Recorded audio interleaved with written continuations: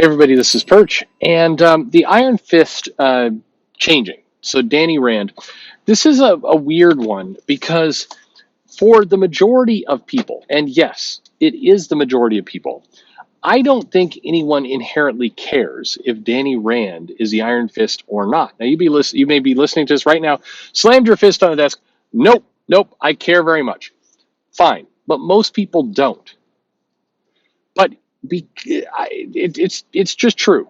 However, that doesn't mean that most people care about what the alternative is. What I mean by that is, right now I see a bunch of articles. There's one by CBR, and it says that a number of fans, after the Iron Fist on Netflix show came out, and that Marvel has wanted to express interest in street level heroes. Do they though? I mean, okay, let's assume in that fantasy world that's true, but there's nothing that seems to indicate that Marvel really wants to do much with street level heroes. But okay, let's just close our eyes and imagine a world where they do. Okay, well, sure, why not? Sounds great. That CBR says a lot of fans are left wondering, how do we balance this with the cultural appropriation of a white savior character playing Iron Fist? I can tell you for a fact, no fans are actually thinking this. I don't know if CBR is thinking this. I don't know if a handful of people on Twitter are thinking about this, but no majority is thinking this at all. So I've identified two things that aren't true. I believe sorry that I believe that a majority of people don't inherently care who Iron Fist is as long as the story is good. Like if you put out a good Iron Fist and there's some kind of entertaining, amazing thing there, I think people will read it, be happy with it. I think that's just sure. I don't think there's a lot of people who are desperately crying for Danny Rand to be that character. I don't think they really care as long as it's good. The antidote to that, though, some people hear that statement, they say, all right, well, then the right thing to do is use this opportunity to change the Iron Fist because the Iron Fist is Asian, which, by the way, if anyone, was willing to, I don't know, tap somebody on the shoulder who's actually Asian, who does not live in the U.S. and is not addicted to Twitter, and ask them, hey, we've got this kind of kung fu character, and there's a white guy doing it, and we figure that's racist. Most people, at least I can speak from people, I know a lot of people in Japan, certainly a decent amount of people in Korea, people in China.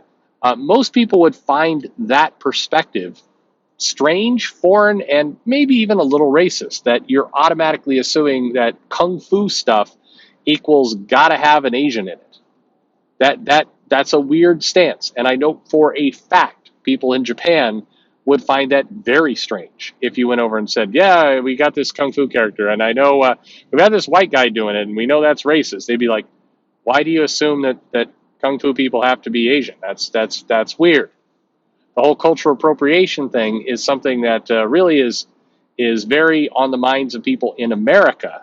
Weirdly, less on the minds of the people in the cultures where we're concerned that the appropriation is happening. It's crazy how that works. But regardless, um, it's just not true that there's a massive amount of people who are bothered that Danny Rand is the Iron Fist. Mainly because most people don't even realize Danny Rand is the Iron Fist. Nobody really knows. The Iron Fist is not a major character. The Netflix show did not do terribly well. And it's forgettable. It's now several years later, and if you just try, I mean, if you did a survey of like who is the Iron Fist, the normies are not even going to know. They're sitting there waiting for the next MCU movie to tell them who the Iron Fist is. They don't inherently care. Now, you could say, okay, great. This opens up the door for us to use an Asian character, but then I think you've fallen into a separate, different trap, which is to say, all right, we've got to make all the kung fu characters Asian. And hey, while we're at it, let's make all the people who are kind of street level, listen to hip hop, we got to make those people black. And if they know bullfighting, they've got to be Mexican. And if they, I mean, do you see where this goes? Does this sound racist? Because it is. A little bit. It is. That's not how the world actually works, where you get some surface level trait and you're like, yeah, we got to fit the race to that. But the madness of all this is None of what I'm saying is this big, deep-throated argument to say we can't ever change Iron Fist from Danny Rand to somebody else. That's not what I'm saying either, because generally speaking, the Iron Fist is a title. You could have lots of characters have the Iron Fist moniker. Marvel hasn't exactly done amazing things with Danny Rand. I don't think there's this vast legacy of amazing stories. I think you could switch Danny Rand into being whatever you want. Marvel's done that before with other things. You can do that. You just got to have a plan. If you came to me and said, "Hey, we're going to do a storyline where Danny Rand passes on the Iron Fist to his successor.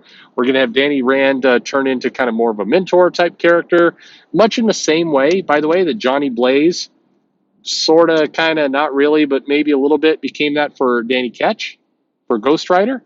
I think you could do that. Okay, I'm on board for that story. Let's give that a shot. I think that could be interesting. But that's not what's happening here. What's happening here is it's being touted as the righting of a great wrong that isn't a wrong. Nobody's actually thinking this. Nobody's actually going, "Oh man, we really screwed up with this white guy that we have being the martial arts character. So we gotta fix that, because this whole thing has been racist this entire time." That's not what the masses are saying. And it's I mean, disingenuous is the nice way to put it, but it's an interesting controversy because it's been created. This entire idea of like, oh, we have to make this change because there's a lot of fans who are really concerned and worried about us being, racist for culturally appropriating this character.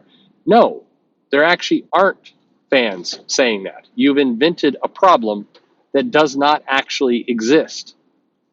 I defy you to go into comic stores and ask people, so tell me your concerns with Iron Fist. The concerns are going to be, that character's kind of lame. I haven't seen that character in a while. What does that character do? Isn't it cold in New York in the wintertime and you're running around with a sleeveless open vest? Doesn't that chafe the nipples? That's what people are going to say.